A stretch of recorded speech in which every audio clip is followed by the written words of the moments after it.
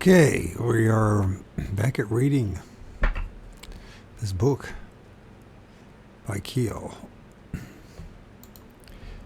Why UFOs? Operation Trojan Course by John A. Keel. There is not a plot to cover up the truth, but a sensible decision made by men whose minds have been boggled by just a glimpse of the overwhelming reality they encountered in their search for evidence to prove or disprove the existence of UFOs.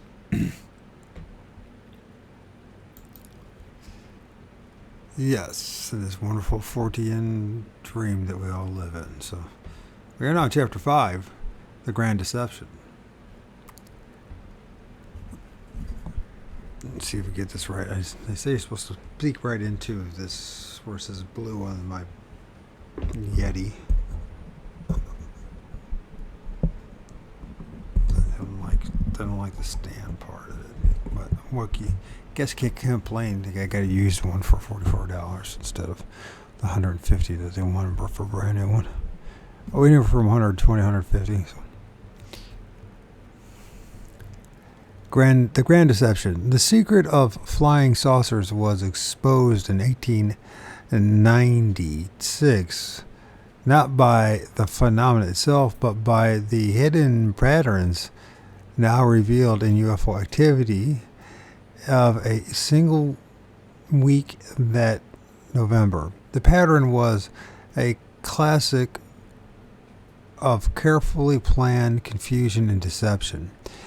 Thanksgiving week, 1896, marked the beginning of the great, quote, airship mystery, end quote, in the United States. Strange and luminous objects and cigar-shaped craft were first reported over California. The mayors of both Oakland and San Francisco were on record as having seen the things.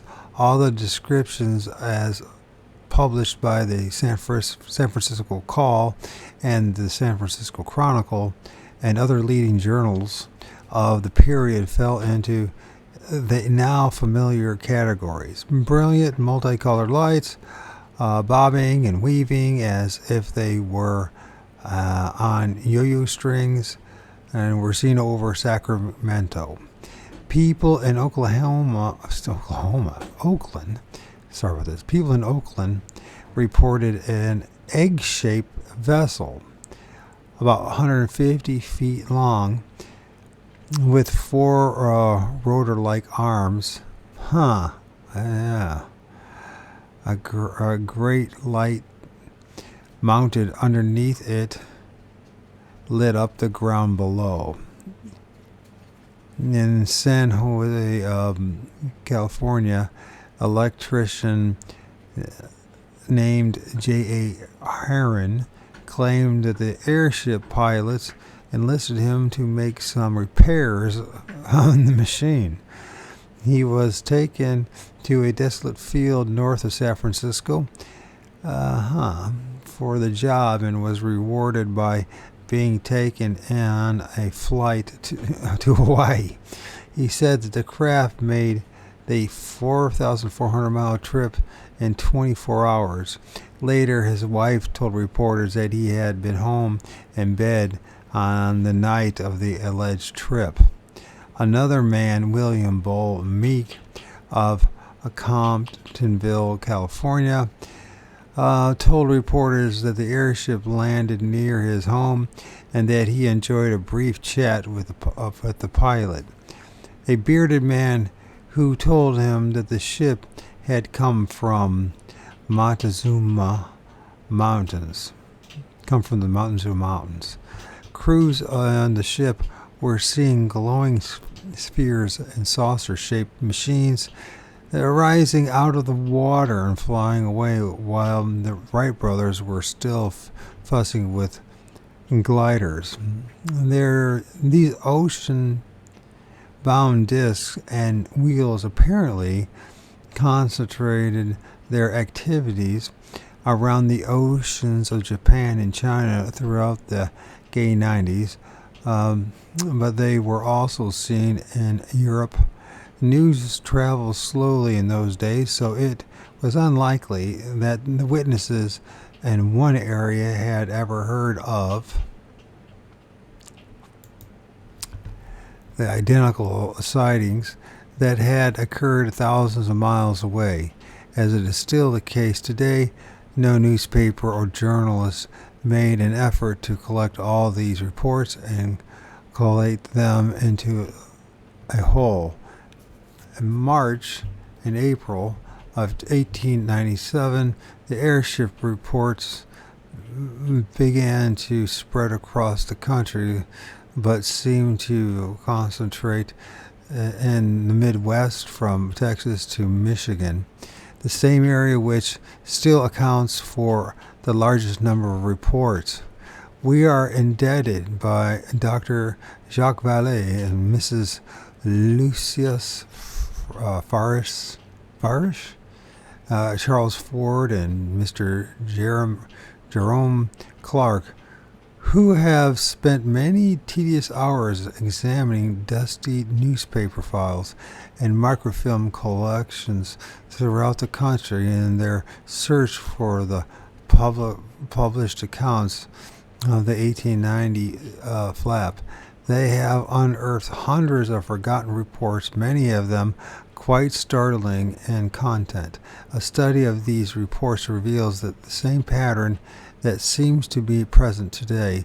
Many of the local newspapers assumed that only one airship was involved and that it was the product of some secret inventor who was taking it out for a trial run across the country, but we find that many of the airship sightings took place on the same day in dozens of widely scattered areas, indicating that the whole armada of these objects must have been in the air at that time.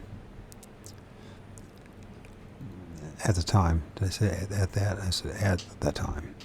Quite a few of these accounts are as incredible as the reports of modern witnesses. Yet many of the 1897 witnesses were distinguished members of their communities and often signed sworn affidavits to take up their beliefs in a way they had seen. In what they had seen. When I say way, I'm making up words. There were a number of remarkable consistencies in the reports and many detailed contactee stories. Judge Lawrence A. Bryan was, to quote a reporter for the Daily Texarkanian,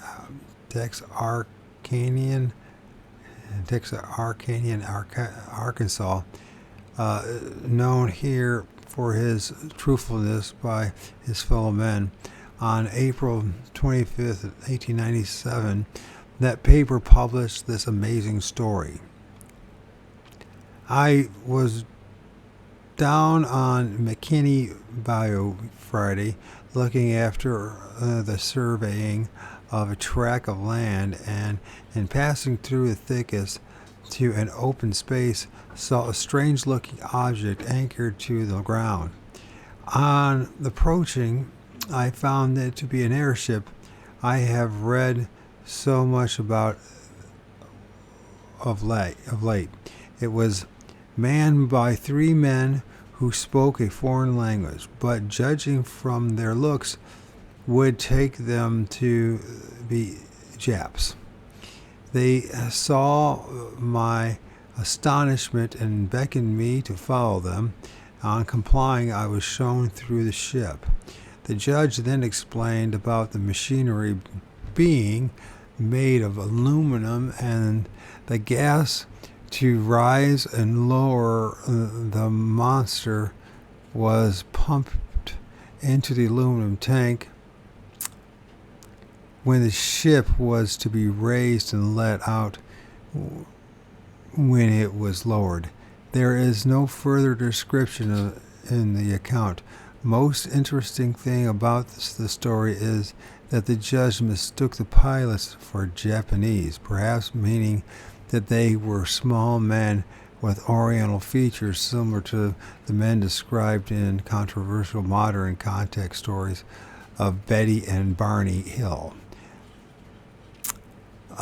Can we assume that Judge Bryan was a reliable, responsible witness?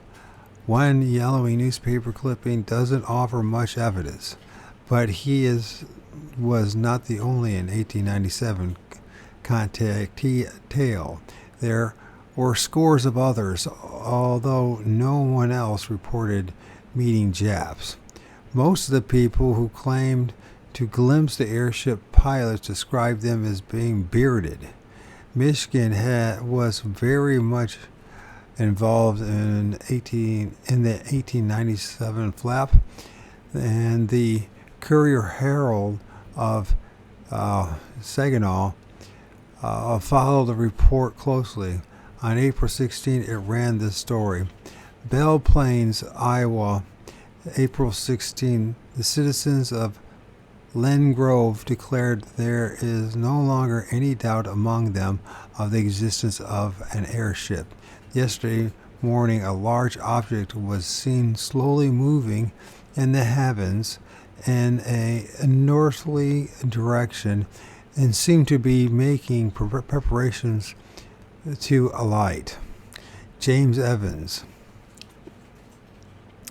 liveryman, FGLS, harness dealer, Ben Boland, stock deliverer, David Evans, and Joe Kruksky jumped into a rig and started in pursuit. They found the airship had a line 4 miles north of town.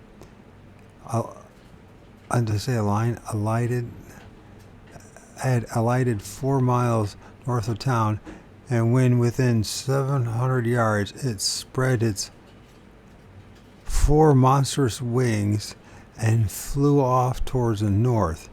Its occupants threw out 2 large boulders of unknown composition, which were taken to the village and are now on an exhibition. There were two queer-looking persons on board who made desperate attempts to conceal themselves. Evans and Kruksky say they had the largest whiskers they had ever seen in their lives. Nearly every citizen in Lynn Grove saw the airship as it sailed over the town, and the excitement is intense. The Argus leader of Sioux Falls, South Dakota, together with many other people, ran an account on April 15, datelined Springfield, Illinois. 2 farmhands, Adolph Winkle and John Hall, signed affidavits stating that the airship had landed 2 miles outside of Springfield to repair some electrical apparatus on board. The farmhands said they talked to the occupants, 2 men and a woman. They were told that the machine had flown to Springfield from Quincy, a distance about 100 miles, and 30 minutes, and would make a report to the government when Cuba is declared free. 2 lawmen, Constable John J.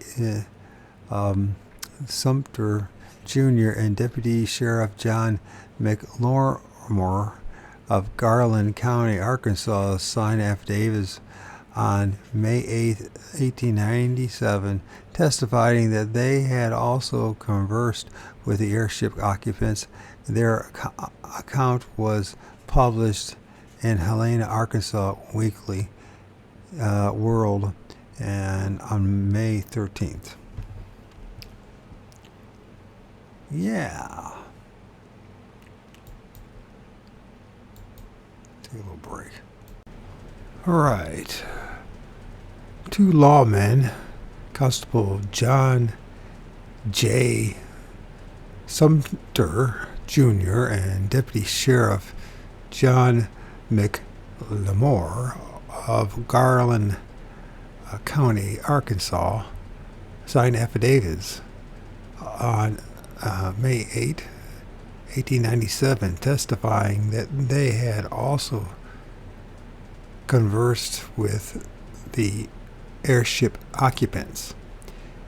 Their account was published in the Helena, Arkansas Weekly World on May 13.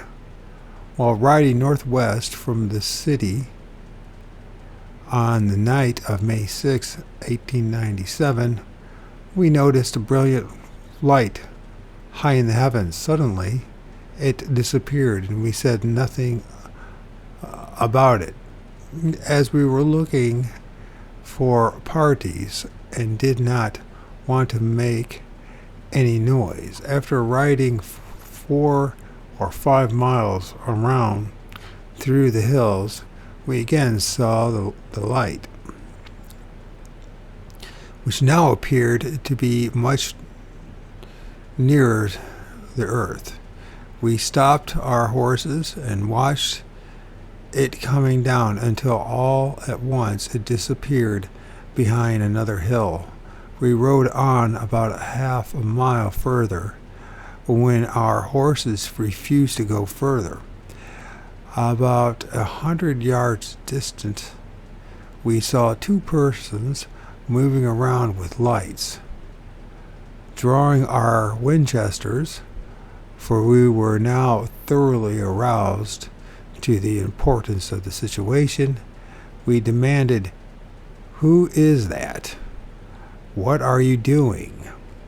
A man with a long dark beard came forth with a lantern in his hand, and on being informed who we were, proceeded to tell us that he and the others, a young man and woman, were traveling through the country in an airship.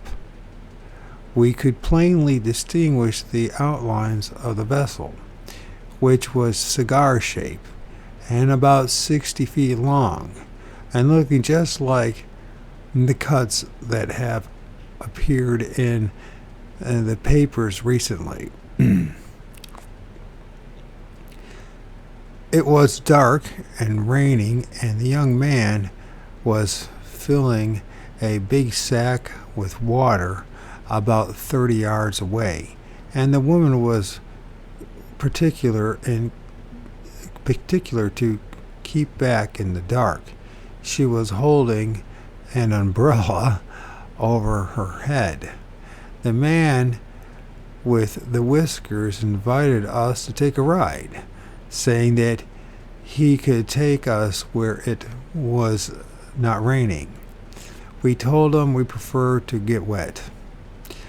Asking the man why the brilliant light was turned on and off so much, he replied that the light was so powerful that it consumed a great deal of his motive power. He said that it would. He said, let me try this. He said he would like to stop off in Hot Springs for a few days and take a hot bath, but his time was limited and he could not.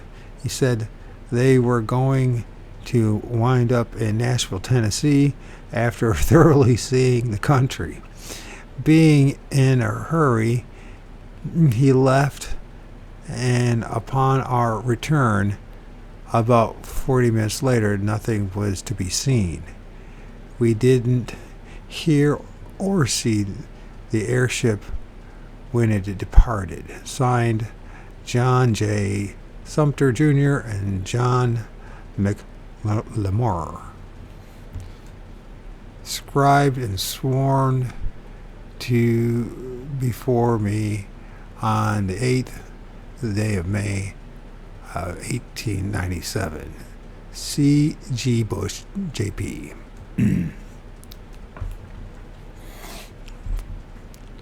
if we can expand this a little bit so I can read it better. As the airship sightings increased, another familiar phase began. The explainers and hoaxers moved in. Professor George Hugh of Northwestern University blamed Venus at first, but later he said, quote, Alpha Orionis has been roaming through its regular course in the firmament 10 million years. Why it should have been settled upon in the last 3 weeks and pointed out as the headlight of his mysterious aerial vehicle is hard to explain. Chicago Tribune, April 11, 1897. An electrician named A.H. Badcock built a large box kit and sent it skyward on November 26, 1896, over Oklahoma, California, setting off a new rash of airship reports there. A San Francisco, California Chronicle, November 27, 1896. The paper balloon filled with gas entertained others all over the country. Quote, anything from Jupiter to the moon was picked out as an airship by credulous people, unquote. The Portland, Oregonian observed on November 25, 1896. Quote, early in the evening, a fire balloon went sailing through the air, and the newspapers were overwhelmed by telephone messages from people in various parts of the city who thought they had discovered the mysterious airship, in quotes. Newspapers that weren't receiving any reports bleakly made up some to fill the gap. Hudson Gazette at Hudson, Michigan, ran a long piece which quoted every prominent citizen in the town. Quote, and it was quite a bit larger than the Republican majority in Houston, end quote, said Plem Gilman. When the editor of the Adrian, Michigan Weekly Times, an expositor, received his copy of the Gazette, he ordered his Hudson correspondents to look into the matter. And by the way, Adrian is about 15-20 minutes from where I live. On April 17th, the Weekly Times and Expositor printed, with relish, no doubt, the sensational report of the airship having been seen by many reputable citizens of this place turns out to be a huge fake. Hudson did not propose to be behind the times, so one of our enterprising editors set his imagination to work and produce a half a column sensation. The airship is very likely as filmy as the aforesaid article.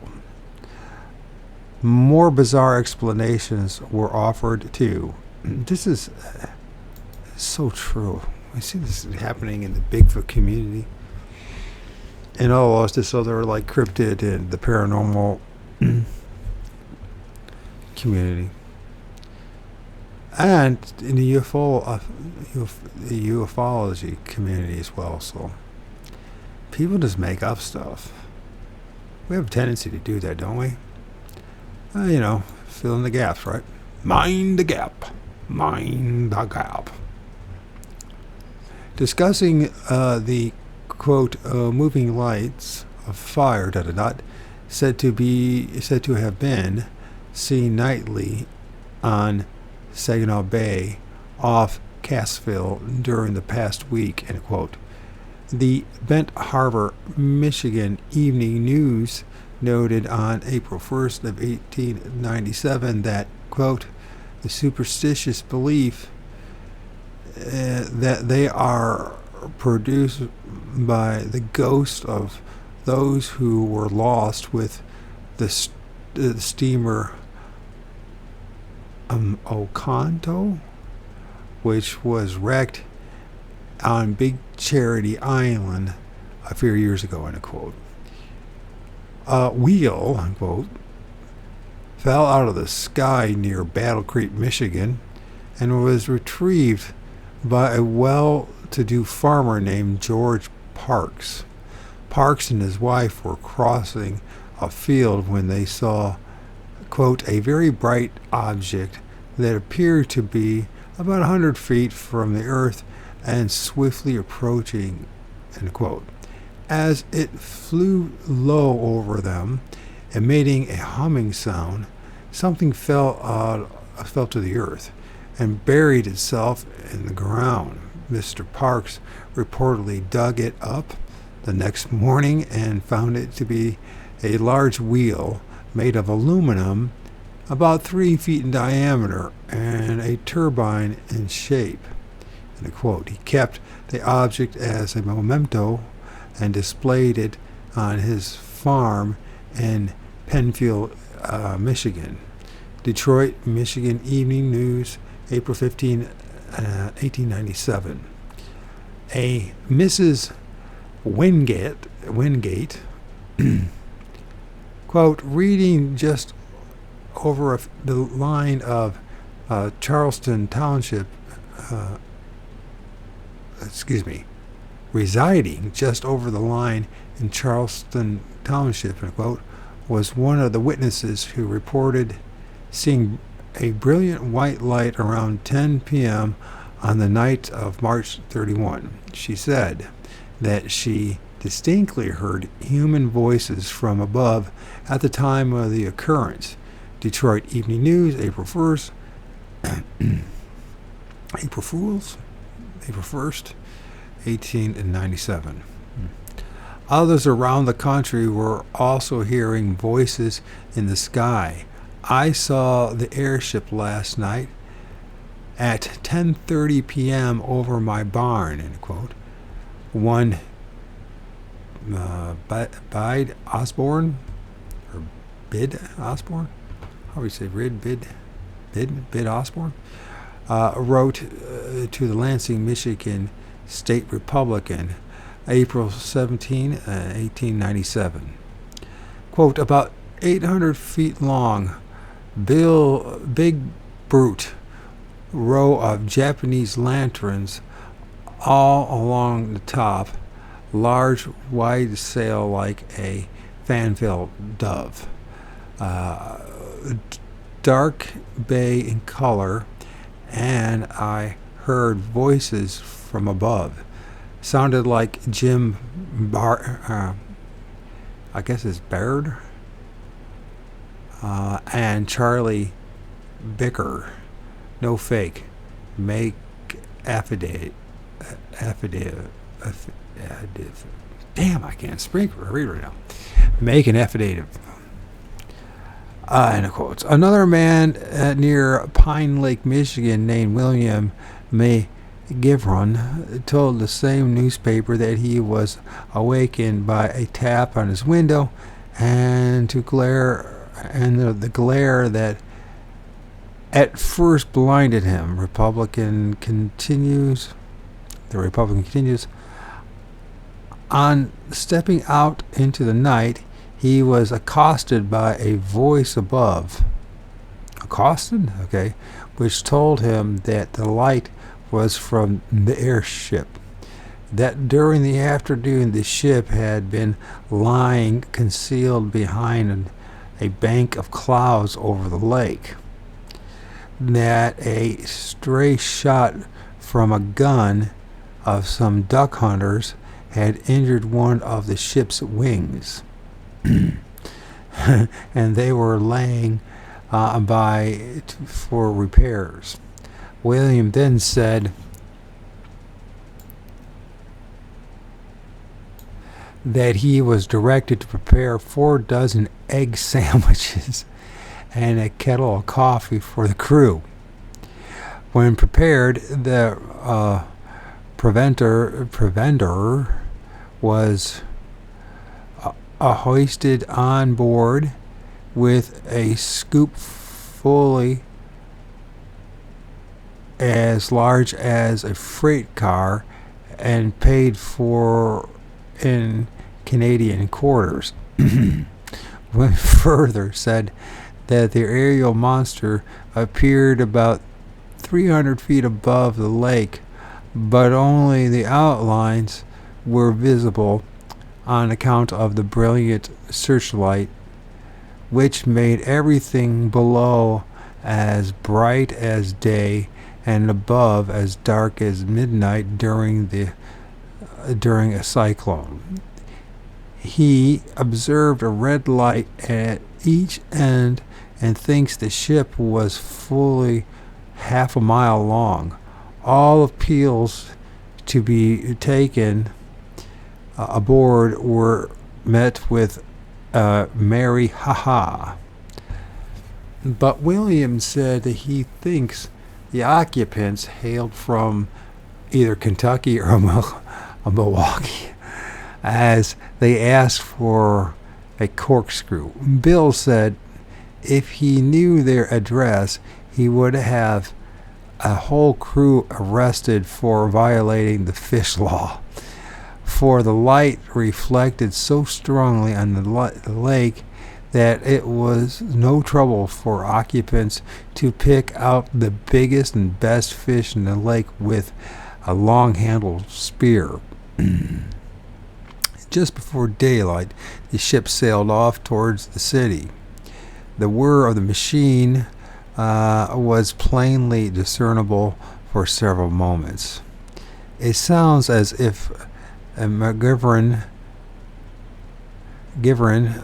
were pulling somebody's leg, or maybe the editor of the Republican was doing it for him.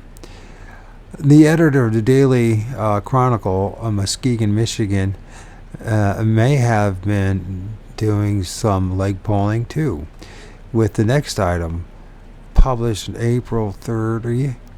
But there is also a chance that he may have taken a real report and added a few touches. It's difficult to decide. Last night at 11:30, this town, Holton, received a visit from a wonderful airship.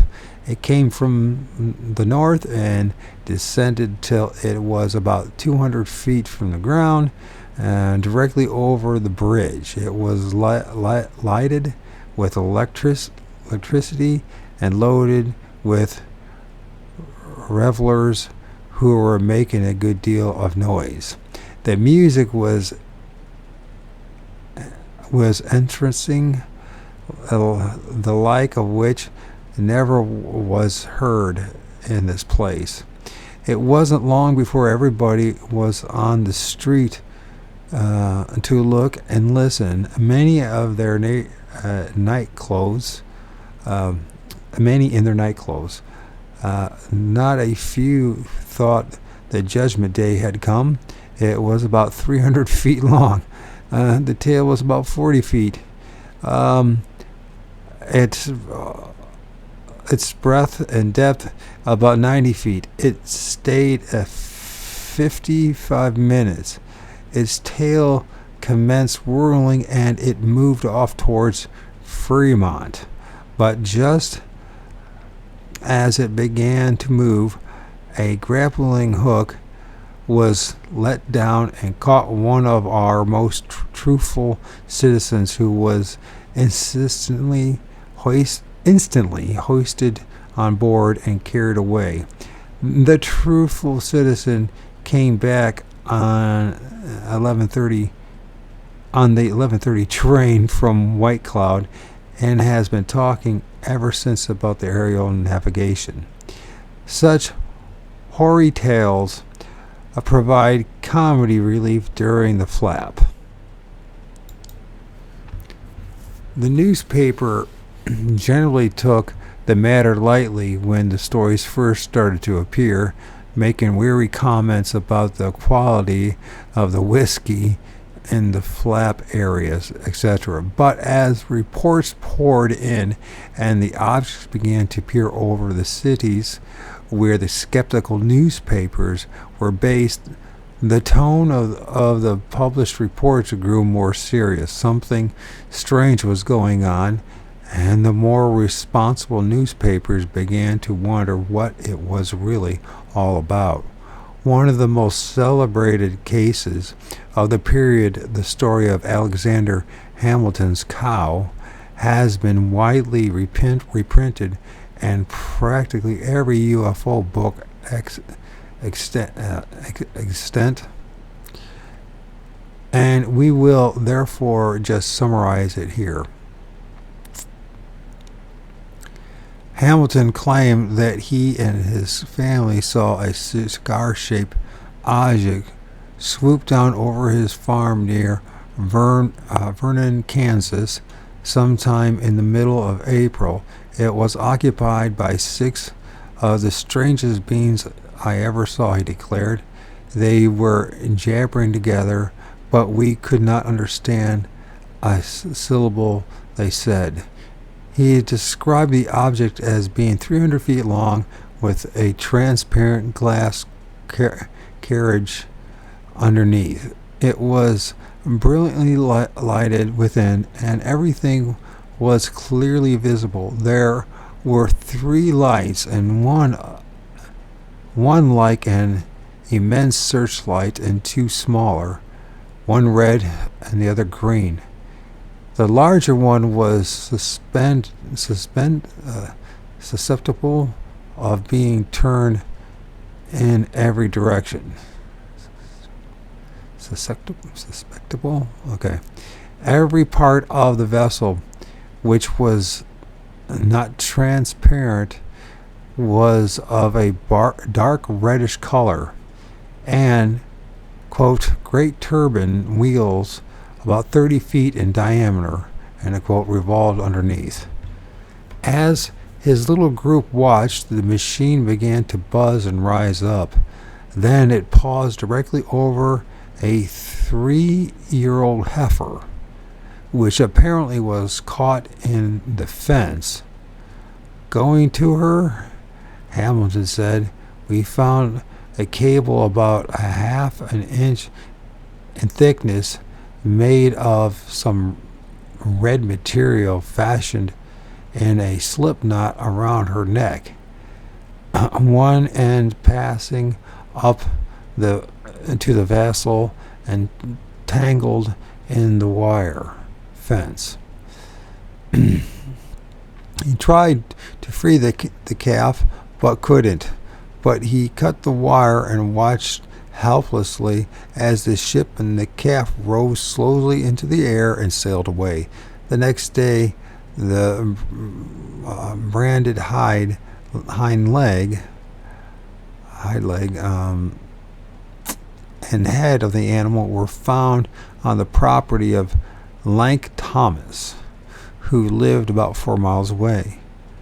Farmer Hamilton not only signed an affidavit, but he collected the town's most prominent citizens, including the local sheriff, the justice of the peace, doctor, and postmaster, and had them all sign a statement testifying that they had known him from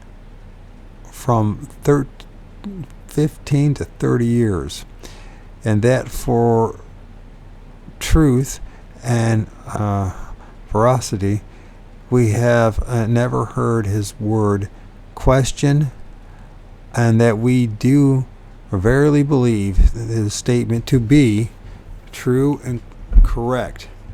Yates Center, Kansas, Farmers Advocate, April 23, 1897. This case is significant not only because of the detailed descriptions and transparencies of the object, but because it was the first of a long line of cattle rustling reports concerning UFOs. The theft and mutilation of dogs, cattle, and horses have become unpleasantly commonplace in flap areas. Texas had more than its share of sightings during the 1890s. Many of them were concentrated in the region where John Martin had reported seeing a flying saucer in 1878. On April 22 of 1897, Mr. John M. Barclay conversed allegedly with a man from an oblong machine with wings and brilliant lights, quote, which appeared much brighter than electric lights, end quote.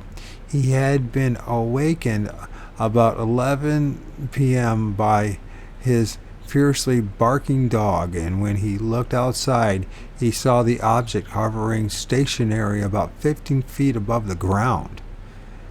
It circled a few times and landed in a nearby pasture. Barclay grabbed his rifle and went to investigate. When he was about 30 yards from the ship, he was met by an ordinary mortal who asked him to put his gun aside. "Who are you?" Mr. Barclay asked. "Never mind about my name. Call it Smith." The man replied, "I want some lubricating oil and a couple of cold chisels if you can get them. Some bluestone. I suppose I saw mill hard by has." That doesn't make sense. I suppose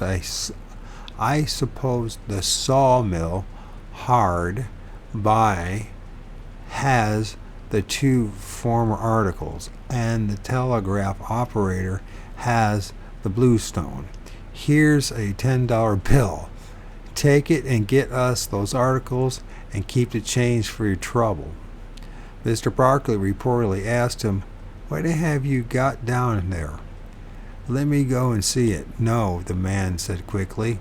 "We can't permit you to approach any nearer, but do as we request you, and your kindness will be appreciated. And we will call you some future day and reciprocate your kindness by taking you on a trip," end quote. Barclay located some oil and chisels, but he couldn't get the bluestone. He returned and tried to give the man back the $10 bill, but it was refused. Quote, Smith, quote, shook hands with the Texan, thanking him, and asked him not to follow him to the object. Barclay asked him where he was from and where he was going. "From anywhere," Smith answered, "but we will be in Greece the day after tomorrow." He climbed aboard the object, and there was a whirling noise. It was gone like a shot. According to Barclay, the newspapers in Rockland, Texas, said that he was perfectly reliable. In quotes. That same night, quote, a prominent farmer, end quote, near Joselred, I guess it's Joselred, Texas, also had a confrontation with the airship pilots. Mr. Frank Nichols claimed that he was awakened around midnight by the whirling of machinery. Quote, upon looking out, he was startled upon beholding brilliant lights steaming from a ponderous vessel of strange proportions, which rested upon the ground in his cornfield, end quote. Like Barkley, he went outside to investigate. Before he had gotten very far, he was met by two men with buckets who asked for permission to draw water from his well.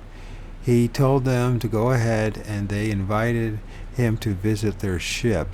There he said he conversed freely with 6 or 8 individuals, and apparently was shown the machinery, which, quote, was so complicated that in his short interview he could gain no knowledge of its workings, end quote.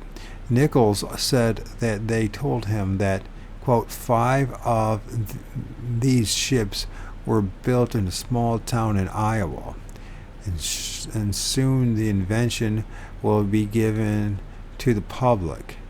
An immense stock company is now being formed, and within the next year the machines will be in general use, end quote.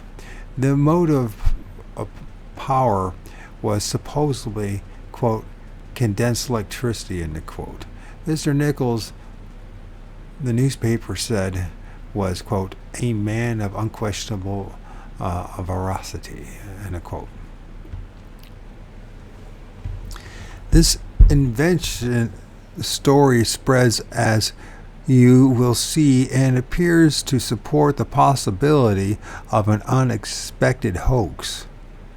But before we explore the hoax question, there are 2 more contact cases that deserve examination. An apparently well-known and highly reputable man identified as ex-Senator Harris, in quotes, said that he had been awakened at 1 a.m. Wednesday, April 21st, 1897, by a strange noise, and he was astonished to see the celebrated airship descending on his property outside of Harrisburg, Arkansas.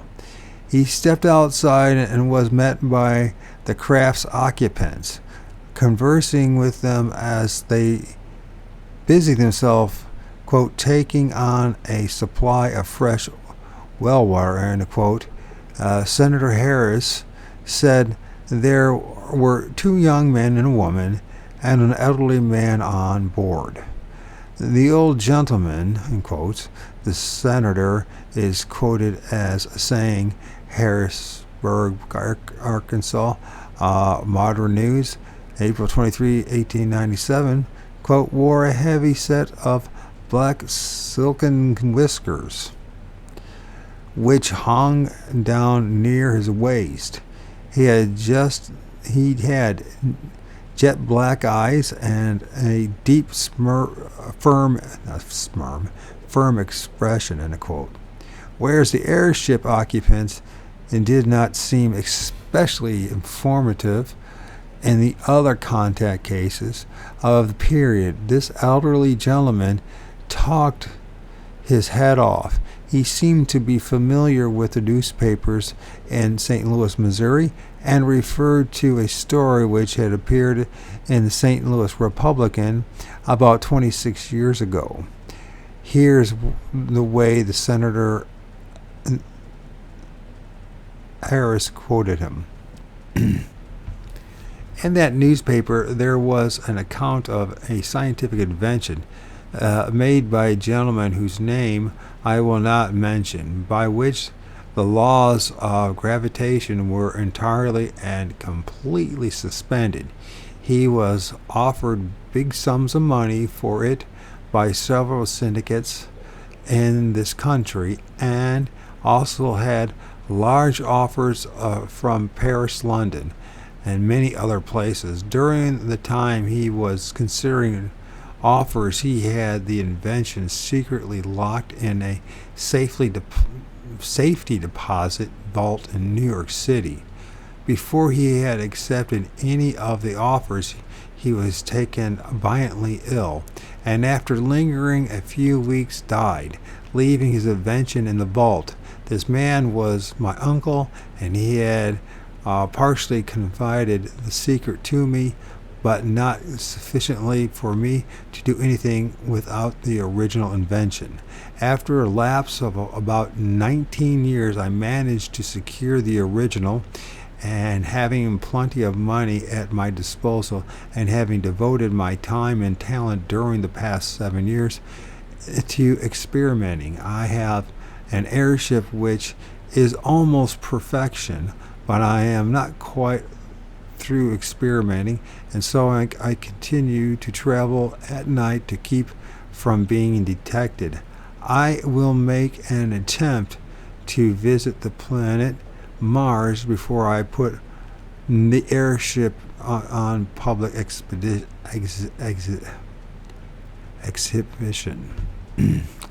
Exhibition. The weight is no object to me. I suspend all gravitation by placing a small wire around an object. You see, I have a 4-ton improved Huckis gun on board, besides about 10 tons of ammunition.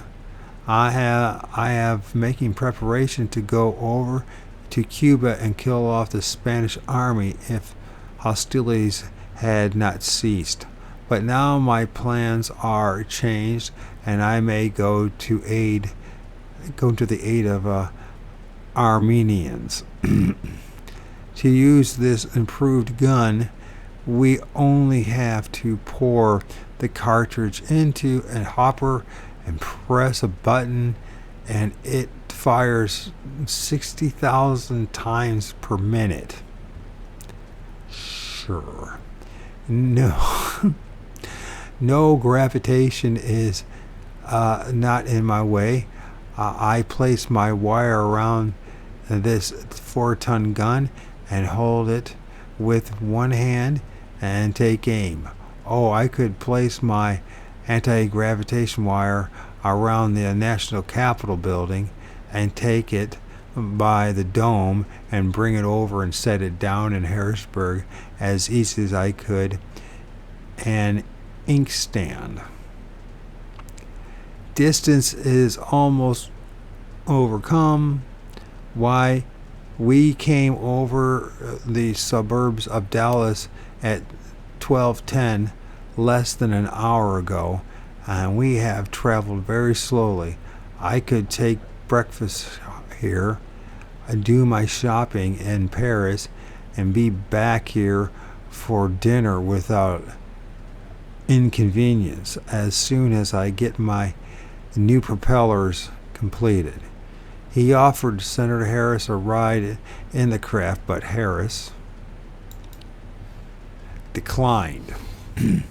So the man in the crew of the three climbed back aboard, and the object rose into the night. Now this whole tale sounds like another editorial concoction. There has never been any kind of gun that could fire 60,000 times per minute, and all the talk about anti-gravity smells of a put on. Yet the story contains some interesting ingredients. The interjection of the Cuban crisis that then existed, and which later led to the Spanish-American War, and the mention of the Armenians who were then being slaughtered by the Turks, falls into familiar patterns found in all contactee stories, i.e. the total awareness of the contemporary events. And if the story isn't a fabrication, then the bearded man chose, either by accident or design, a first-rate witness to tell it to. An ex-senator. Well, that doesn't mean just because he's a senator doesn't mean he's an honest man. We know that for a fact, don't we? In the story, he had carefully planted the important points that the airship was a secret terrestrial invention that would soon be made public. Other contactees in the other areas were repeating the same thing. Our final contactee is that well-known Iron Mountain Railroad conductor, the redoubtable Captain James Houghton, who claimed to have seen the airship, talk to men aboard it, and who drew an elaborate sketch for the newspapers, which showed a cigar-shaped vehicle covered with vanes, wings, and propellers. Quote, those who know Mr. Houghton will vouch for the truth of his statement, end quote. Arkansas Cassette.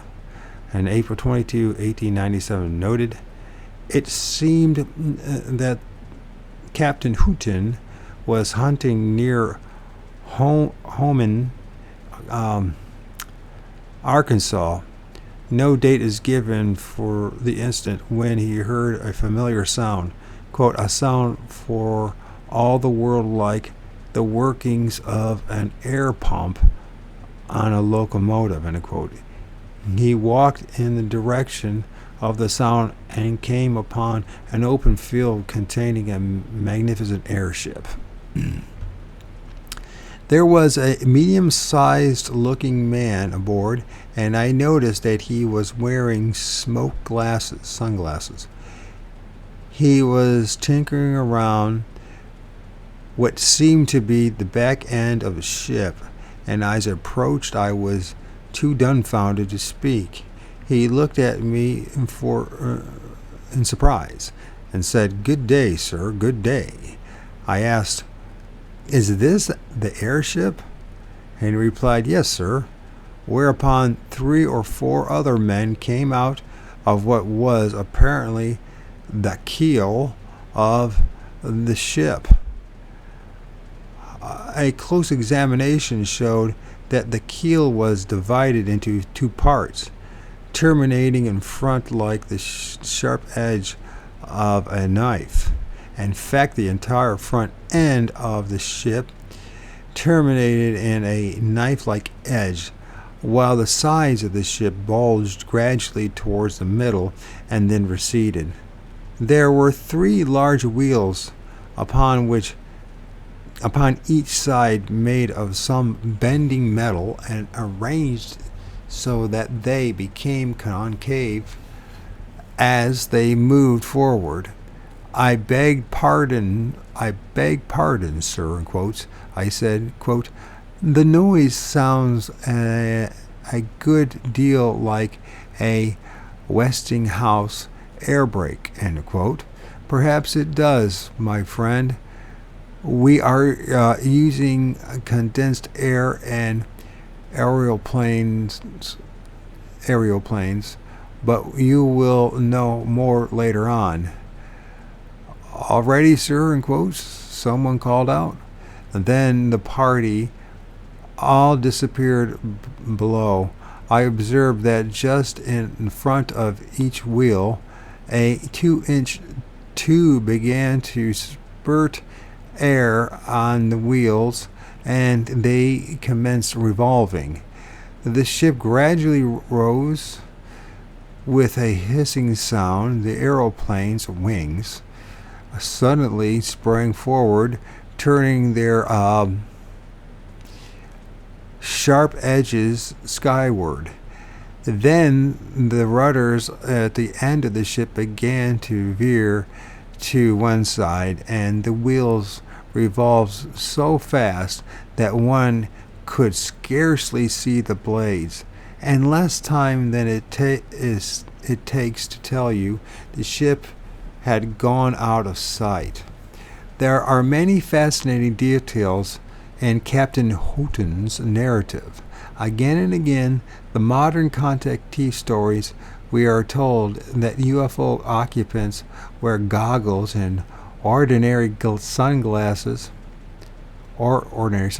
perhaps to hide distinctive Oriental eyes. Houghton was apparently told very little except that he would, quote, know more later on, end quote.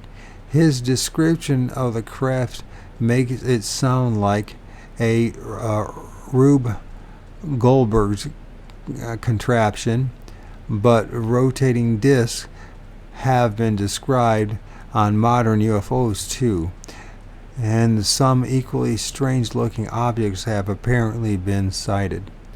Enough of these reports have now been uncovered so that we can safely assume that some of these airships did land and that at least bearded men were aboard them. Some researchers point to 1897 as proof that we were being visited by Martians and Venetians at the time. This not only seems unlikely, in the view of these stories, it seems impossible. No, there has to be another answer to all of this. Analysis of 1897 flap. Working purely from newspaper accounts is not easy, particularly since the standards of journalism in 1897 left much to be desired, as it does in 2023. But we weeded out 126 accounts which seemed reliable named witnesses and appeared to be responsibly written. All of these sample cases were reported in April 1897 and came from 14 states. Actually, the spring flap began in March in several states and tapered off in May. There were mass sightings in Omaha, Nebraska in March, and in April an airship passed directly over Chicago, Illinois, and was reportedly viewed by thousands. A few days after that sighting, in April 9, in Chicago, papers had carried articles ridiculing the reports that were coming in from other sections of the country. Maybe the bearded, quote, inventors, unquote, decided to put on a show for the skeptical Chicagoans. Chicagoans. Is that how you pronounce it? In my outline of the flap of March 8 in 1967, in chapter 1 of this book, you will note that case number 16 was reported in El Dorado, Illinois, a small town of about 3,000 souls smack in the middle of Iowa. On April 9, 1897, they also had sightings in this unlikely place. In fact, if we compare the 1897 flap with the things that are going on now, and like I'm assuming this would be 1867, or that time period, right?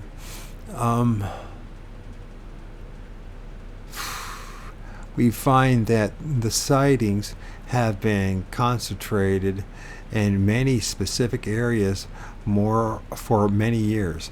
The area around Dallas, Texas is one. Michigan is another. There was a well-publicized flap in Michigan in March of 1966 around Ann Arbor and Hillsdale. And my son and his mother have a cottage there in Hillsdale. That's so close I am to us. And Ann Arbor. There were sightings in Ann Arbor on April 17th in 1897. Michigan had, in fact, 30.5% of all the sightings used in our 1897 study. So basically 1/3 of all the sightings that were happening in Michigan. There is still constant UFO activities in that state despite the dearth of publicity. In 1897, when people saw actual objects, they described them as being cigar-shaped and being large, dark forms with lights attached. No flying saucers are turned up in the reports. I have collected. But the nighttime observations then were exactly the same as they are now. Brightly lights with colored lights flashing around them, often moving in an erratic fashion, but apparently controlled. It is possible that the airship was nothing more than a decoy, a cover for the real activity that was taking place in 1897. Certainly, these objects did not consist of one or two clumsy balloons shuffling across the country. On the night of Saturday, April 17th, 1897, alone there were reported sightings in 7 scattered towns and cities in Michigan. The same night, 12 towns in Texas, far from Michigan, had sightings, as did Waterloo, Iowa, and St. Louis, Missouri. There were hundreds, if not thousands, of people involved in some of these sightings. We cannot dismiss them all, nor can we explain them. Texas had more than 20% of all the sightings in 1897, and the state has had continuous sightings for the past 20 years. Iowa, Illinois, Michigan, South Dakota, Texas, Washington, D.C. had sightings in April 15, 1897. The military could have been involved in all this too back in 1897. I mean, oh God.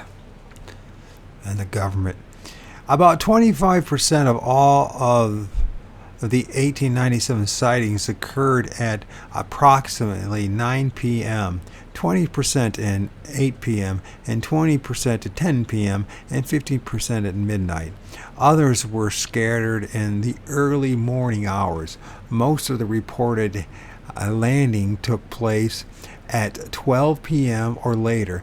This time pattern still holds true today. Obviously, the great 1897 flap had much in common with the sightings in 1968. In short, nothing much has changed.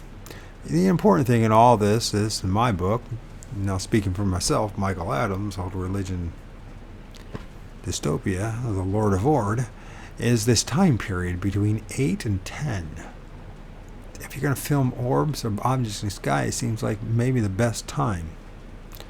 I wonder why that is. Is that or is my assumption erroneous?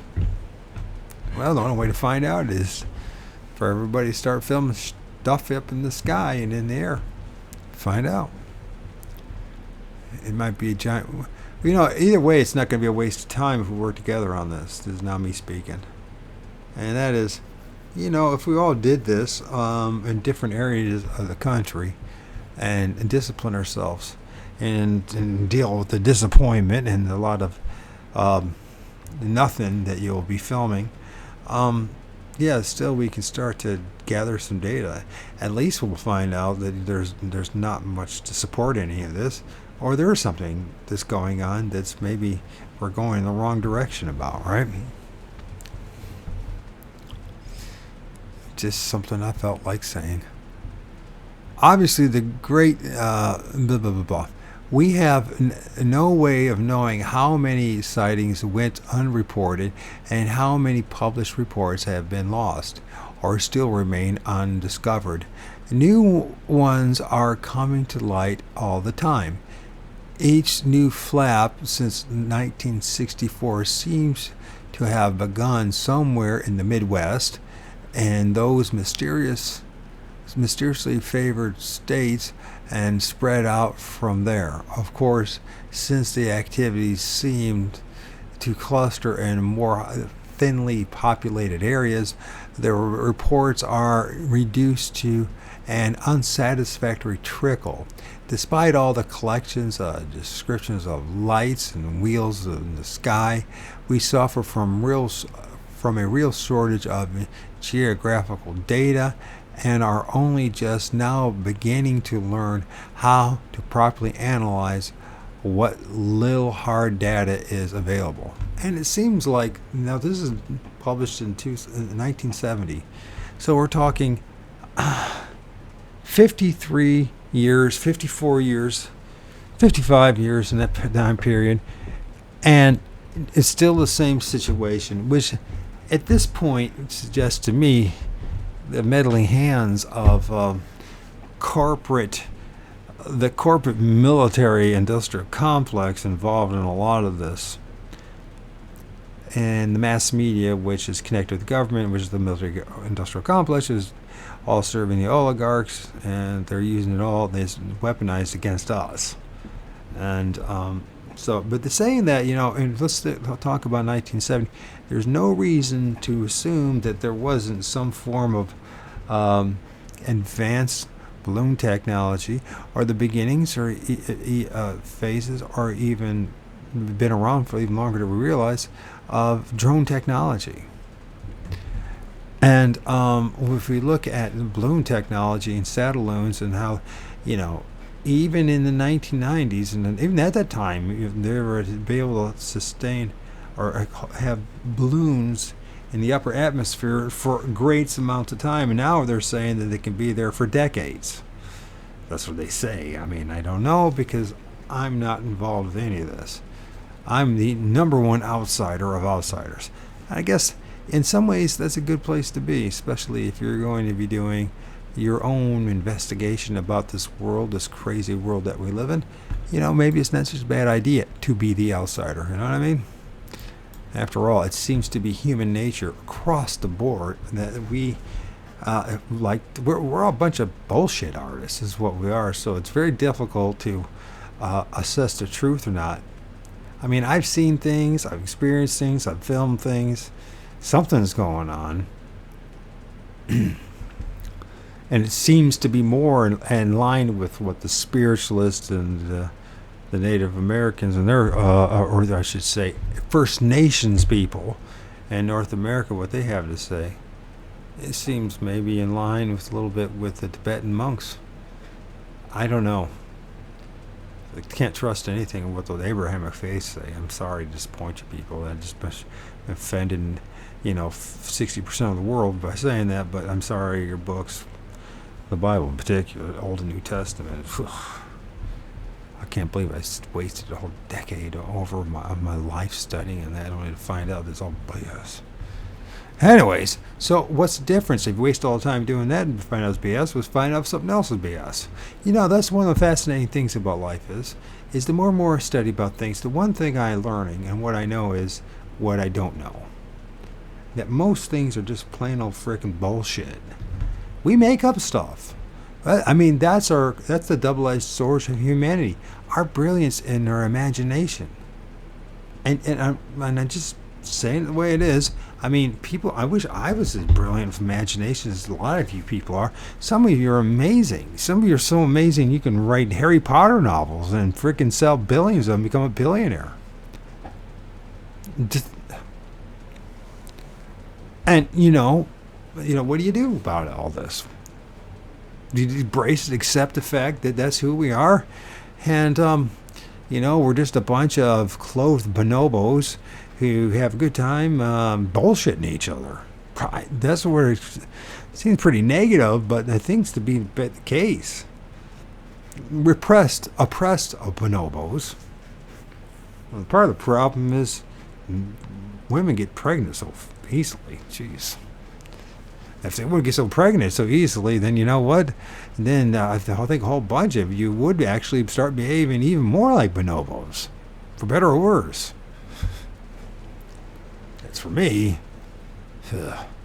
I don't want to deal with all the madness. I just want to understand what the fuck is this place? This Fortean freaking nightmare of a place. What the hell are we living in? Is it too much to ask to know what the truth is about anything outside of the fact that the truth is that everybody's designing shit to kill each other and and lie to each other? I mean, seriously. And we all walk around like our shit doesn't smell, and it's amazing. Shockingly amazing.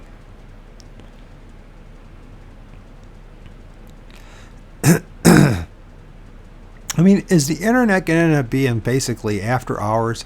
Maybe when you're young, maybe you're at that age. I don't know what bar scene is like. I haven't been to the bar scene in quite a while. It's been 20 years. I mean, the last time I actually played in a bar was 2009 when I was playing the bass. So, and I didn't like it then, and I don't dig it. I mean, the only reason people went there anyways is to get drunk and get laid, right? Pretend to like the music. Talk to the bartender. I remember the bar, the last time I played was the guy who was a waiter who worked there too. He had no legs and he used a skateboard. He skated around, and I'm like, wow, amazing, resilient human being he was. My point in all this is that, does it seem like when we look at TikTok and apps like that, and it's like a giant after-hour party. So if you were young and say you're in college and you were watching your bands, and then afterwards you stuck around, maybe you knew the bartender or the manager or the owner, and they allowed you to stick around, gave you a few beers and all, and you listened to the stupid conversations between waiters and waitresses and bartenders and all that, and it's like the same thing going on. It's just a new version of the after-hours party. Which I guess we need all to have that, right? We need some way to unloosen and just say stupid crap, right? We all need to do it. And the thing is that understanding that we all need to say that, we can count on the fact that we can't count much on each other as far as telling the truth overall. Especially when the group gets together. Individually, one-on-one, things to be a little bit different, especially if you're able to just have enough courage to ask the questions, right?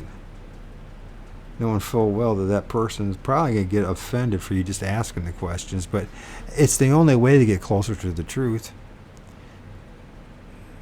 The more I do this stuff, the more I realize how little I know. I'm no smarter than I was when I was 5 years old. In fact, I think that I was smarter back then than I am today. So for half a century, I spent my time in this giant prison, this giant Fortean prison planet. And you know what? What the hell am I any closer to any truth, except that the truth is that constantly being told not the truth. Sorry about this. Sorry about this rant. I totally lost focus again. It's easy, especially when you read this stuff. But I think it's important. At least it's important to me. It might not be important to you guys, and I understand if it's not important to anybody. But I need to do this. And the reason I read this stuff out loud because I'm playing make believe. Because there's nobody to really I could read this stuff, but then who do I talk to about this stuff? There's no one to talk to about any of this stuff. And when you do talk about this stuff with people who are into UFOs and all that, they're so entrenched in the cult mentality that you can't fucking have this conversation. And everyone seems to have to take a side. It's like a religion.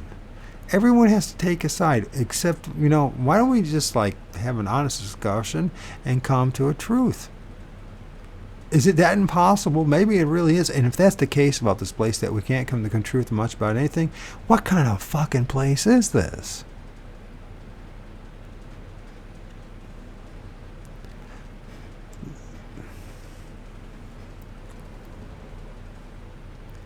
We have no way of knowing how many sightings went unreported, blah, blah, blah, blah, blah, blah, blah, blah, blah. So it says probably analyze what little hard data that we have. And this is the emphasis on this. We're analyzing, and this is back in 50 years ago, and we're no better off today as far as it was 50 years ago. Little hard data is available. Yet people are seeing stuff. And there's drones, there's planes, there's hallucinations. And then some of us actually do fucking see something. Something pops into their reality for a short time or a long period of time or whatever. I've seen stuff. And boy, do I wish I could have used the excuse that I was on drugs. But I wasn't. And the stuff that I seen, I'm sorry, Christianity is not going to help. The Abrahamic religion aren't going to help. It seems like none of the organized religions can help, and nor does the scientific community want to help.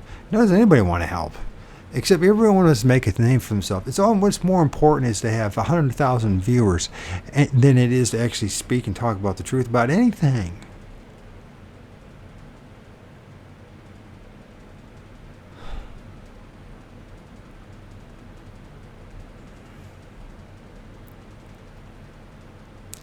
If the newspapers in 1897 had not been willing to ridicule the sightings and the sighters, and had not indulged in devising nonsensical and misleading sightings of their own, we might have been able to untangle some of this sooner.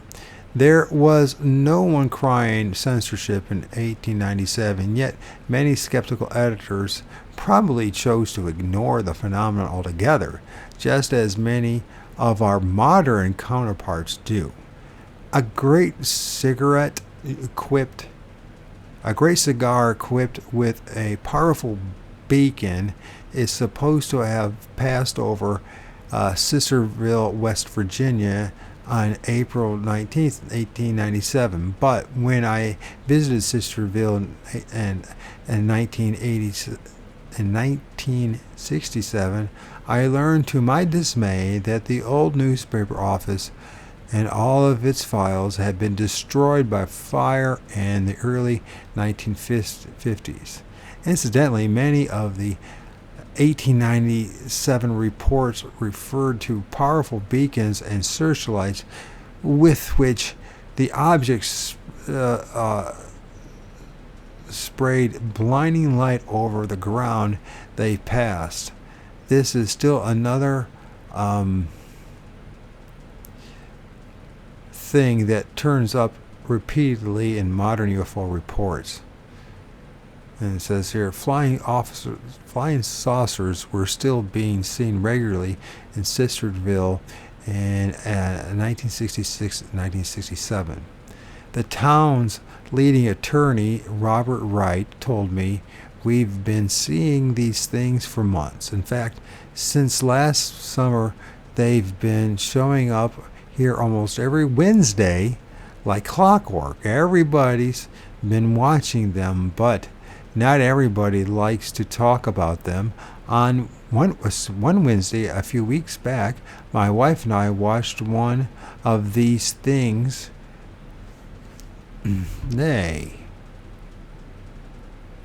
One of these things for an hour just over that hill." He pointed to a high ridge visible from his office window. Then it seemed to split into three, and all three of them took off like a herd of turtles. What? Characteristically, the local press had not commented on the numerous sightings. I do not doubt that someone was carefully flying over the United States in 1897, paying great attention to special isolated areas. We can lay out on the map the actual course of some of these objects and find that they often flew in almost straight lines over several towns on a given night until they reached a place where a landing was later reported. Meteorites and swamp gas don't fit into these patterns, but neither do the Martians and Venetians.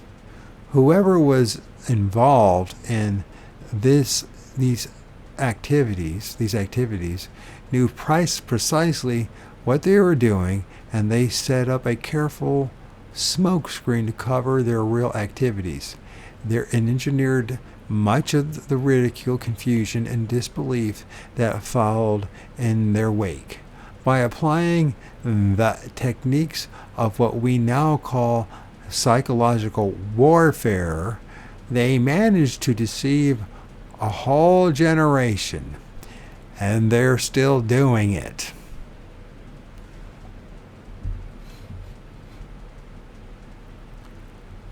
Yes, sir. Okay, patterns of deception. The operators of the wonderful 1896 airships followed a careful plan which becomes transparent now that we are able to apply hindsight to the huge pile of newspaper reports.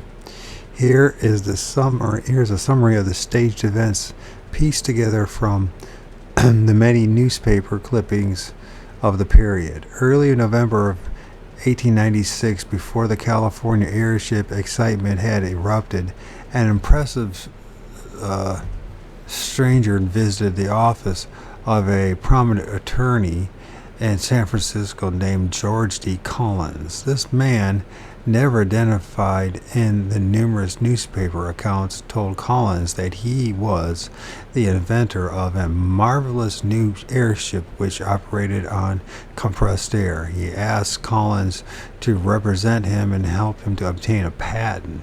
The lawyer was shown detailed drawings of the invention and was duly impressed. The mystery man seemed intelligent and articulate, and appeared to be in his late 40s. Was of dark complexion, dark-eyed, and about 5'7" in height, and weighed about 140 pounds. He was described as being very well dressed and projected an aura of wealth. A few days after the first airship sightings hit the San Francisco newspapers, Collins told reporters that he had met the inventor of the craft and that he knew all about the airship. Reporters were unable to locate the mystery man. However, he soon visited an even better known legal advisor, one William Henry Harrison Hart,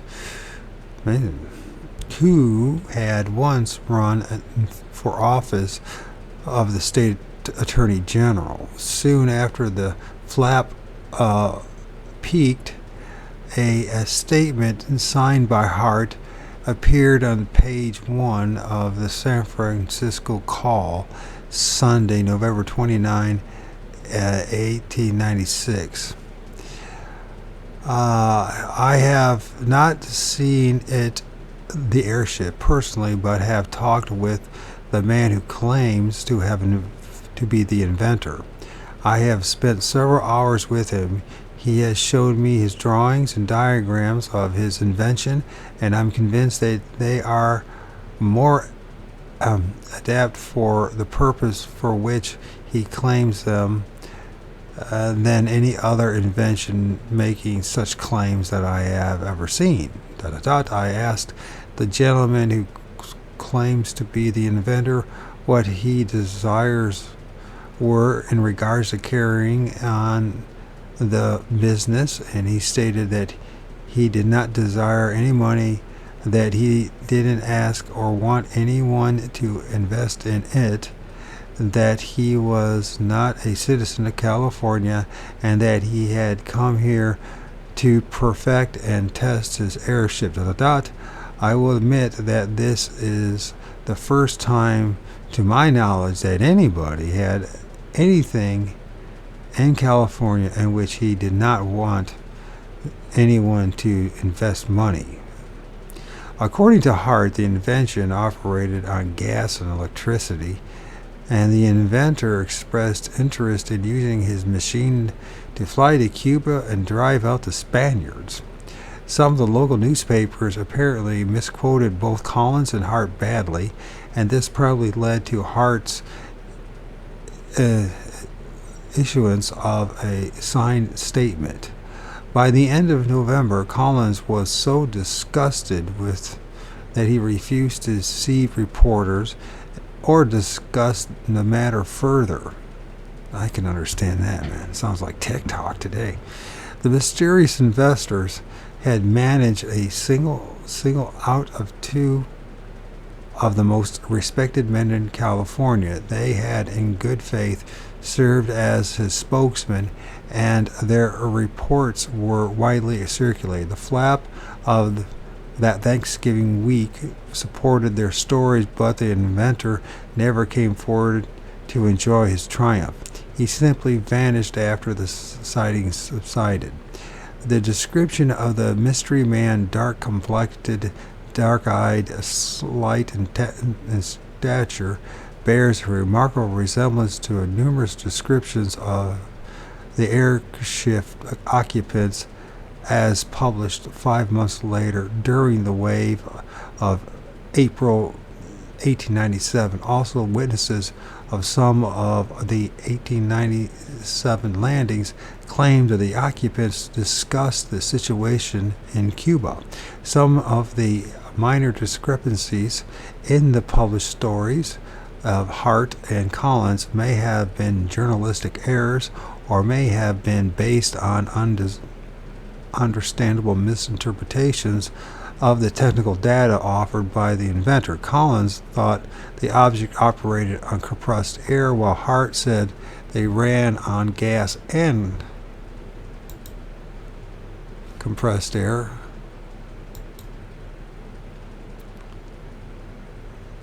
I'm going to borrow this again. Oh, this is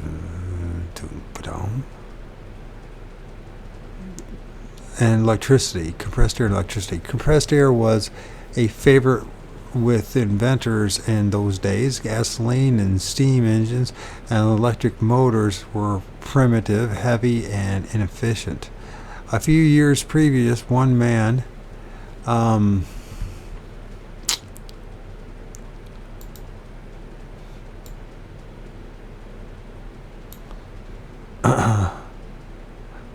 John Keeley of Philadelphia, had built a strange contraption which could bend bars of steel and do other things considered impossible for ordinary machines of the period. Detractors claim that the Keeley engine really operated on compressed air. Actually, compressed air motors require large, heavy tanks and pumps, spent their energy very quickly, and would be completely impractical for the use of any flying machine where weight was an important consideration.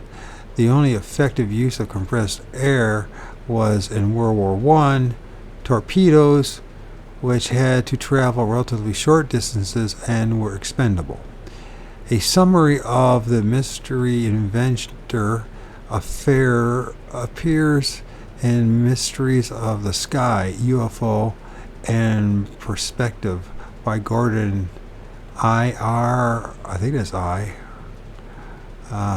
Gordon I.R. Lore and Harold H. Denault Jr. UFO historian Lucius Ferris has uncovered hundreds of other clippings and reports. When all of this material is carefully studied, it seems to, in retrospect, that the inventor was actually some kind of front man for the phenomenon, and that he had prior knowledge of the impending flap. He therefore planted his airship story convincingly with Collins and Hart, knowing that their reputations would carry it a long way. It did seem like a reasonable explanation for the sightings which occurred, even though none of the witnesses reported an object which fitted Collins' description of a winged aluminum craft exactly. As I have already pointed out, the frequency and distribution of the sightings indicated several objects were actually in operation at the time. In hundreds of modern UFO events, we have repetitions of this tactic, which I call press agent game. Once again, press agent game. In these events, small, dark-skinned, dark-eyed gentlemen appear in an area immediately before and immediately after the flying saucer flap. These cases are not widely known and have been poorly investigated because of the hardcore cultists who have found it impossible to reconcile such seemingly normal beings with extraterrestrial visitants. Striking examples of press agent game can be found in their religious and occult lore, going back thousands of years.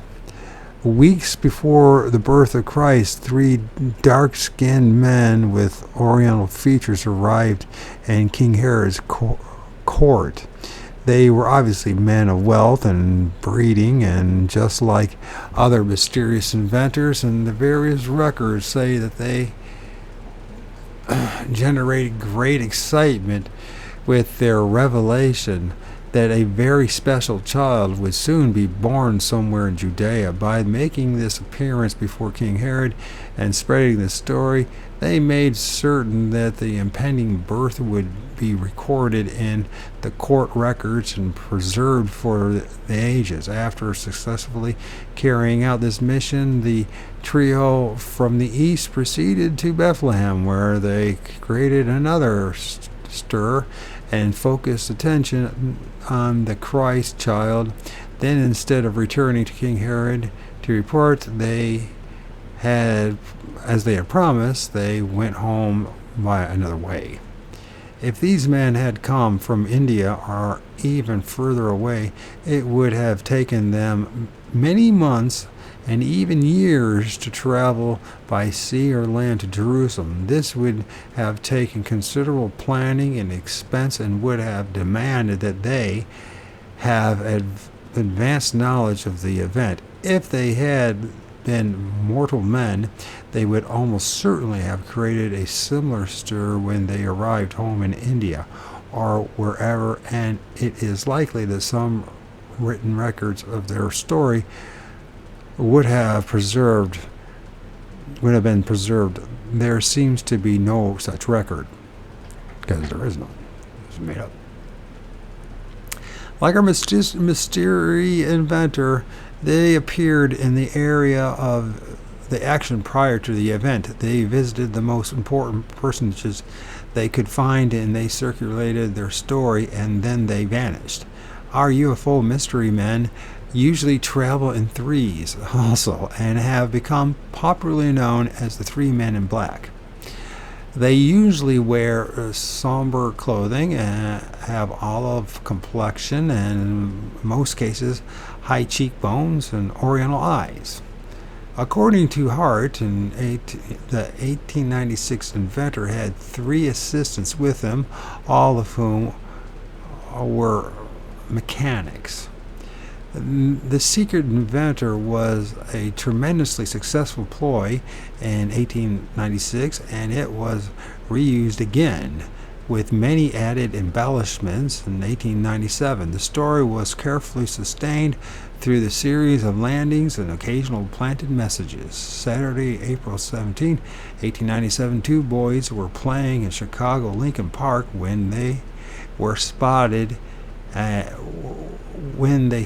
package wrapped in brown paper resting high in the limbs of a tree. Daniel J. Shorter, 12, shimmed up the tree and retrieved it. And when they unwrapped their prize, they found a pasteboard box. Pasteboard box, that's what it is, containing the remnants of a luncheon. And attached to the box there was a beautifully engraved card on which was printed the following inscription: dropped from airship Saratoga, Friday, April 16, 1897. The card was folded and had an embellished front page. In the upper corner were printed the words airship, and below them was a gilded ensign of a boy standing on a pair of outstretched wings. It was made of fine cardboard and looked expensive. Besides the printed words of the first page, this memo was written in blue pencil in the inside. 9:41 p.m. Due northwest, 2,000 feet, 61 north latitude, 33 longitude. Descending. Dense fog and drizzling spuds.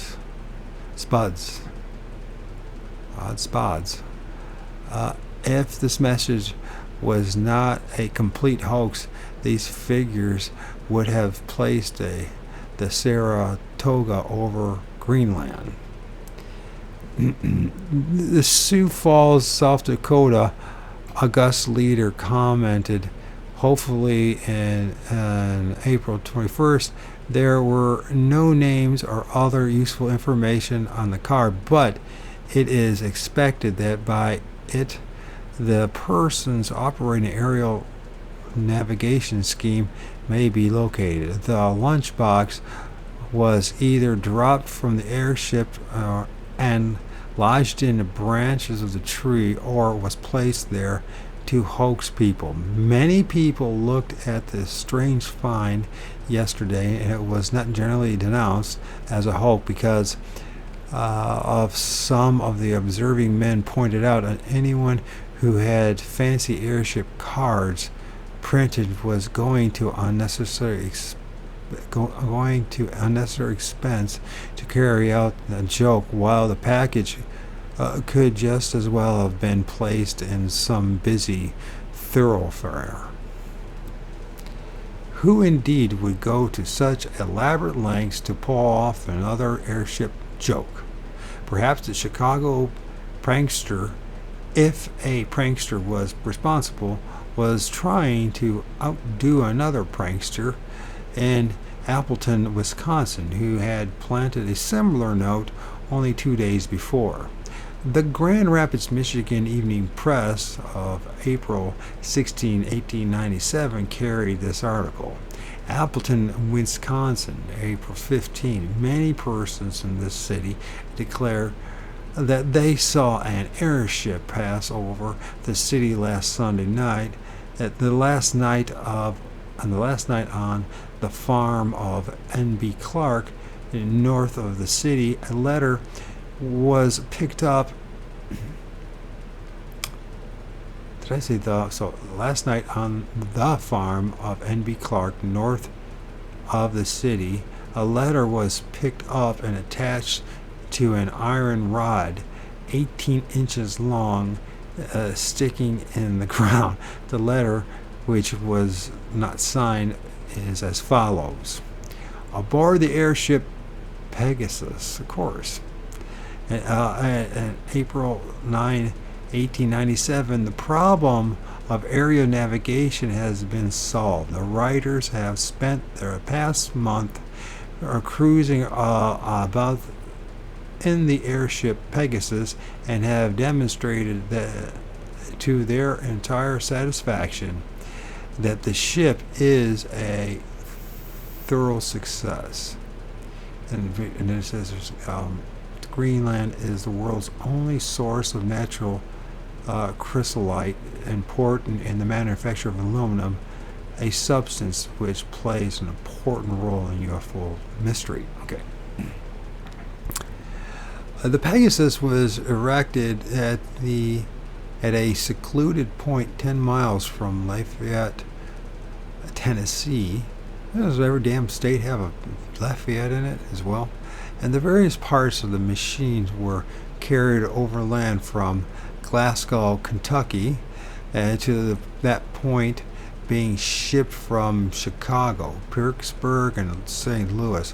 We have made regular trips of 3 days each from Lafayette to Yukon,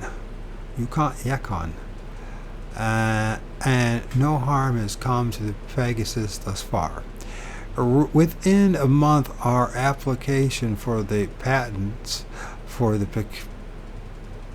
parallel plane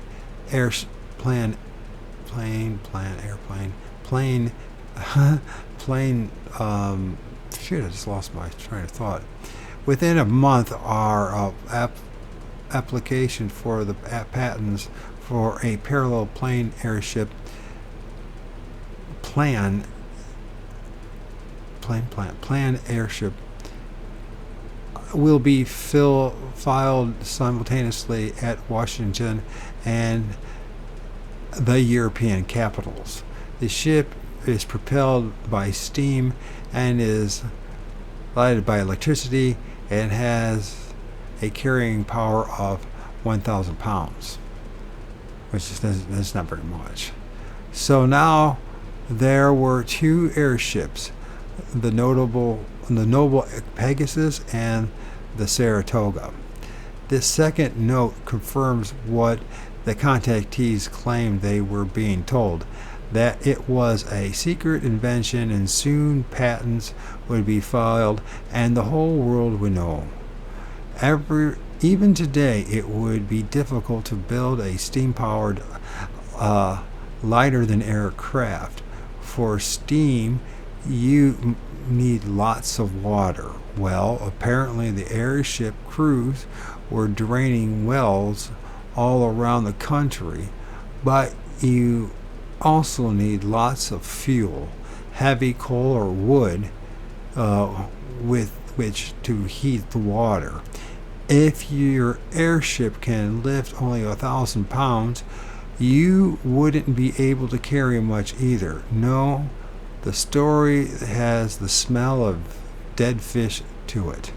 The very day after the Grand Rapids Evening Press published the above, a new message from the airship turned up in Grand Rapids. A man named C.T. Smith, an employee of a furniture company who has always been considered honorable and truthful, was on his way to work at 6:15 a.m. when he found a piece of stiff wire about 5 inches long.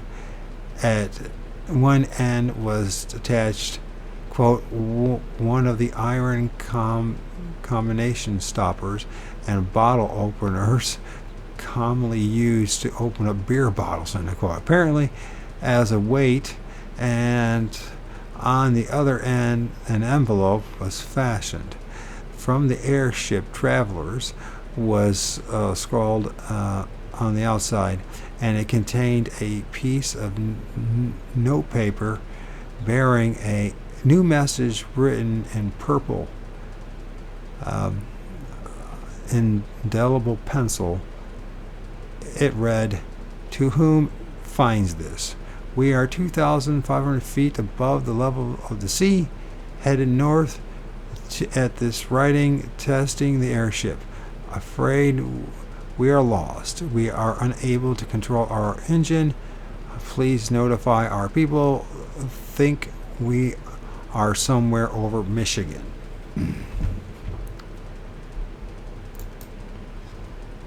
Author Arthur B. Coates, Laurel, Mississippi. C.C. Harris, Gulfport, Mississippi. C.W. Richburg, Mississippi. April 16, 1897, 9 p.m. The Grand Rapids paper added that the airship is a wonderful reality is now assured, and that it passed through the vicinity of the corner of South Division and William Street is a fact that is founded upon the most irrefutable proof. That is apparently where the note was found. Mr. Smith, who found the letter, positively avers that he is not a drinking man, never owned a beer stopper in his life. 3 of the 9 men employed by Wallen Leather Company are very sure they saw the airship last night. In Omaha, Nebraska, preparations were underway for a large Trans-Mississippi expedition. So it was only logical for the great airship inventor to bid for attention there. On April 13th, the secretary of the exposition received the following tidbit in his mail. To the expedition director, my identity up to this date has been unknown, but I will come to the front now, i.e., if you will guarantee me 870 square feet of space. I am the famous airship constructor, and will guarantee you positively of this fact in a week. The airship is my own invention. I am an Omaha man. I wish it to be held as an Omaha invention. It will safely carry 20 people to the heights of about 10,000 to 20,000 feet. I truly believe I have the greatest invention and discovery ever made. We'll see you April 17th, 1897 at the headquarters. Signed, A.C. Clinton. Perhaps Mr. Clinton was aboard the ill-fated and out-of-control craft that sailed over Michigan into limbo. In any case, he didn't show up on the 17th, but several UFOs and airships were busy in 5 states that night. Aside from the bottle openers and half-eaten lunches, a number of other odd objects were dumped by the mysterious airship pilots. A half-peeled potato fell overboard of Atkinson, Kansas, and a Canadian newspaper dated October 5, 1896, was dropped at the feet of Daniel Gray, a farmer in Burton, Michigan. Gray says he had been working in his field on Friday, April the 23rd, when he heard a rumbling sound in the sky and saw a dark object rushing past. The paper fluttered down from it and was dry and well preserved and suffered little, if any, injury in its flight from the heavens. The Saginaw, Michigan Globe, April 26, 1897. All of these things could have been simple hoaxes, of course, but in the forthcoming chapters, we will describe some uneasily similar incidences that have happened in more recent years. Part of my research in the past 4 years has been devoted to a re-examination of the alleged UFO hoaxes, and I am now convinced that many of these hoaxes were actually engineered deliberately and successfully to discredit the UFO phenomenon. Let's review briefly some of the salient points in this chapter. 1. It is obvious that a great many unidentified flying objects were present in our skies in 1897. 2. It is also obvious that they were manned by at least 3 different types of beings. A. Normal types, some which with beards and including women, as reported by several of the contactees of the period. B. The Oriental type, the Japs, as reported by Judge Bryan. C. The unidentifiable creatures described by Alexander Hamilton. 3. It sounds as if some of them, the stranger types, made a real effort to hide from witnesses who stumbled upon them accidentally. 4. The occupants of these crafts knew a great deal about us and were able to speak and possibly write our languages. If they were just fresh in from Mars, this would have been very unlikely.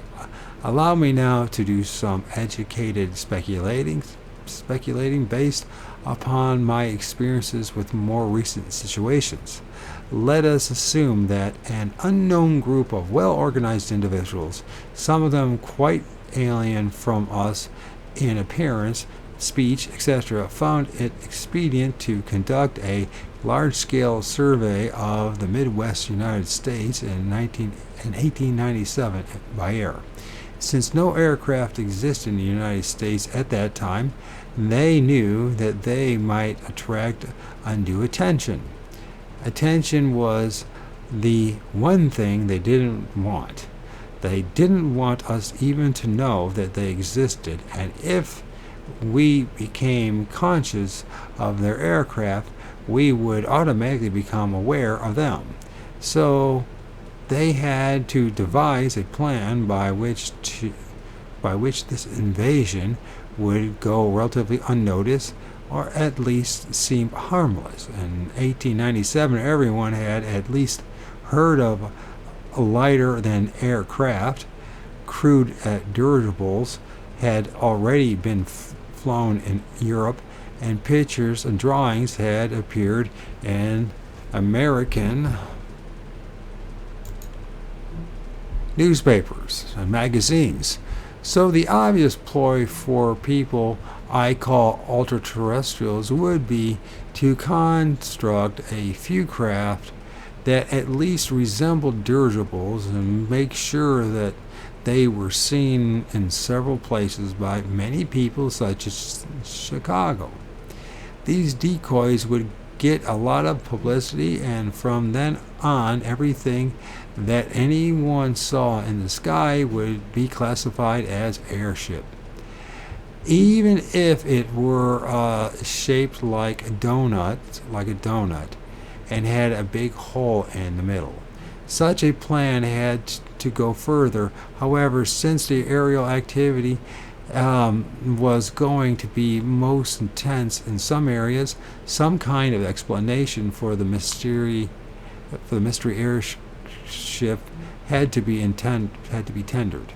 This could best be done by staging deliberate landings in relatively remote places and contacting a few random individuals, telling them the secret invention story and letting them spread the word.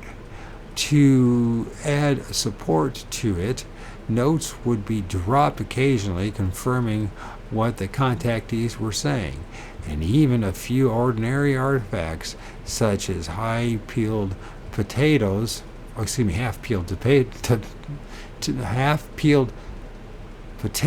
and foreign newspapers would be added in the stew. Since some or maybe most of the ultra-terrestrials look very much like us, they would be assigned to man the decoys, and the other objects, the real vehicles to be employed in this operation, would carefully remain aloft. To lend further confusion to the situation, some of the contactees would be told ridiculous things which would discredit not only them but the whole mystery. Knowing how we think and how we search for consistencies, the ultra-terrestrials were careful to show inconsistencies in their wake.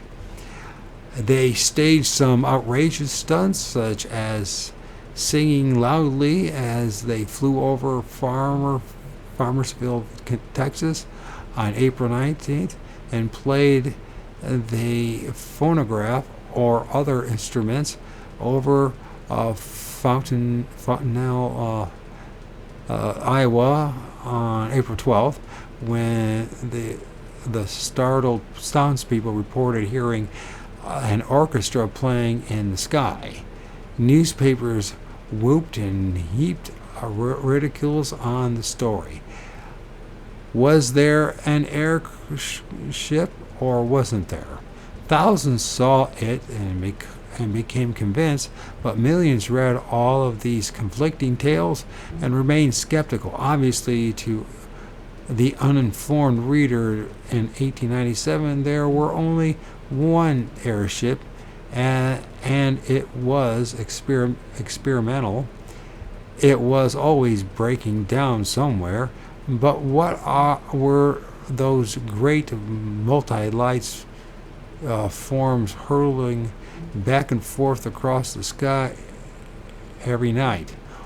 Oh, just the airship? Where were they going? Where were they coming from? Well, they were built by a secret inventor in Nebraska or Tennessee or Iowa or Boston. Take your pick. The inventor kept his secret well. He never filed for his patents like a gentleman. He waited until Count Zeppelin took off in his first rigged airship in July 2nd, 1900, and flew 3.5 miles at 18 miles per hour before his steering gear failed. Recently, a great British authority, Charles H.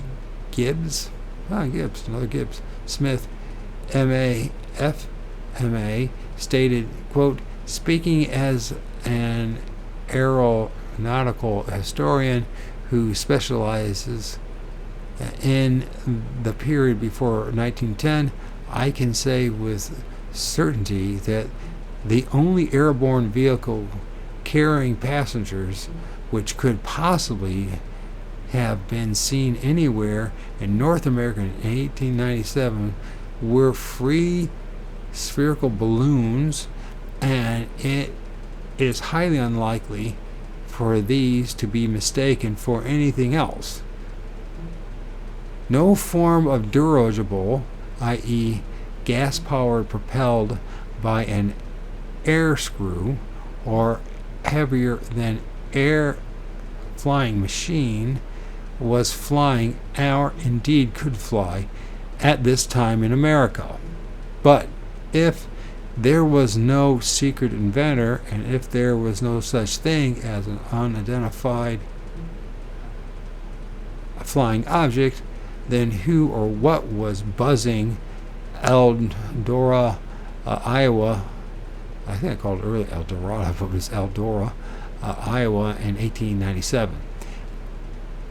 And why have they chosen to go back there again and again ever since? If I lived in Eldora, I'd sure as hell demand that somebody find out. And that is the end of that chapter. The next chapter is Flexible Phantoms in the Sky. And then the name of that previous chapter was